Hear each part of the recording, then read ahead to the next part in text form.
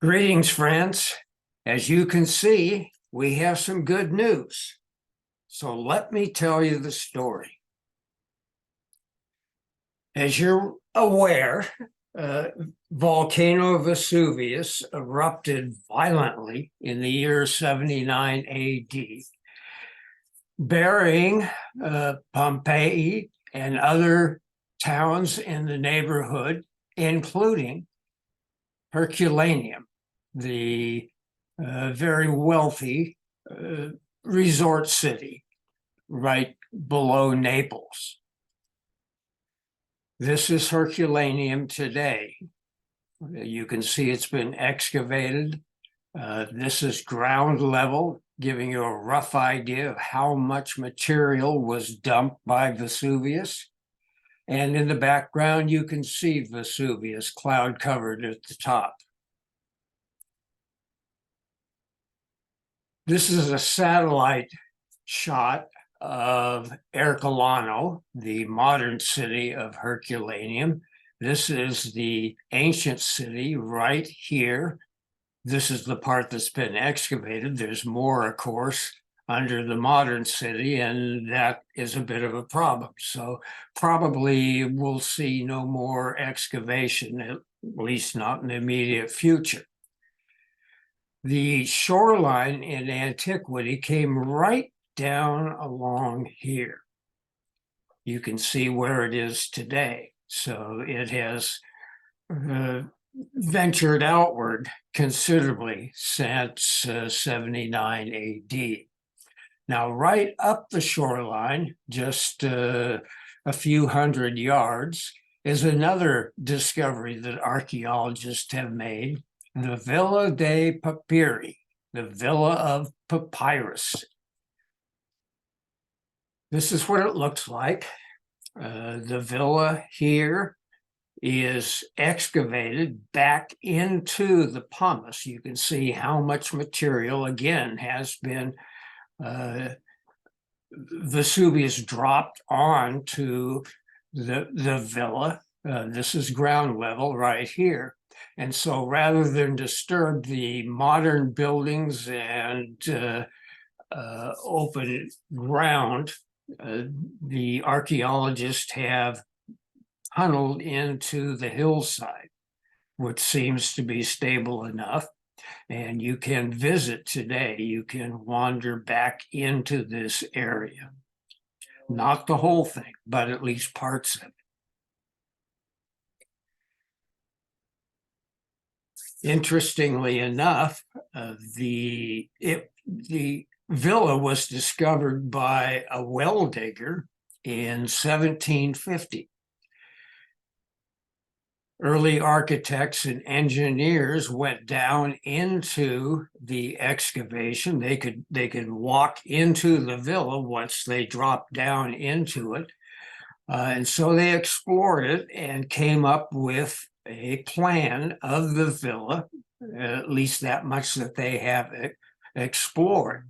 That plan was the basis, the model for the Getty Villa down in Southern California, which is now their ancient history museum, and well worth the visit. The discoveries of sculpture and some wall paintings were extraordinary. It was the largest single grouping of ancient sculpture ever discovered in one spot. Most of the statues are today on display in the National Archaeological Museum up the coast in Naples.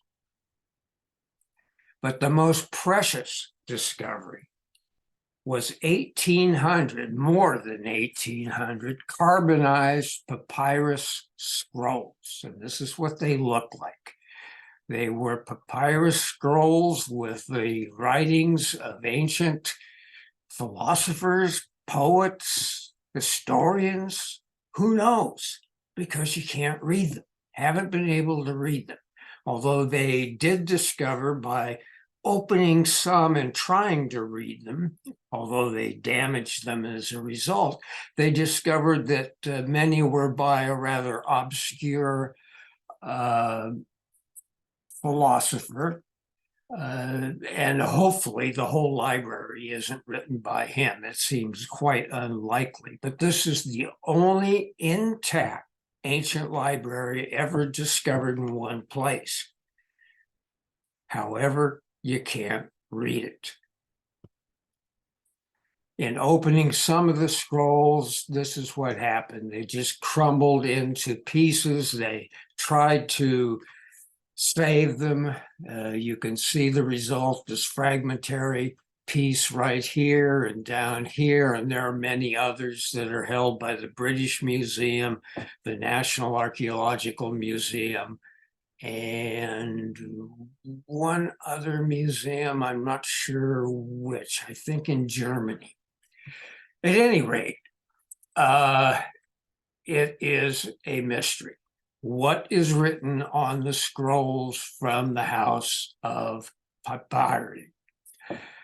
Well, the good news is that now, with the advent of AI, artificial intelligence, it appears that technicians and historians are going to pretty soon be able to read these scrolls of papyrus.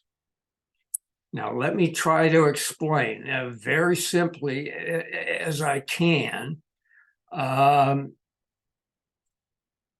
You can access yourself artificial intelligence, use the programs on, say, Chat GPT or Google's Bard, and there are others. Everyone is racing now to utilize this new technology that's suddenly available only in the last 6 months to the general public. And generally, these systems, these programs, are referred to as large language models, LLMs. Imagine, if you will, a giant, enormous library filled with all the books that have ever been written, all the journals and magazines and essays, memoirs, everything that is on the World Wide Web now can be read by one single program. And in doing so, it learns to recognize certain language styles, vocabulary, syntax.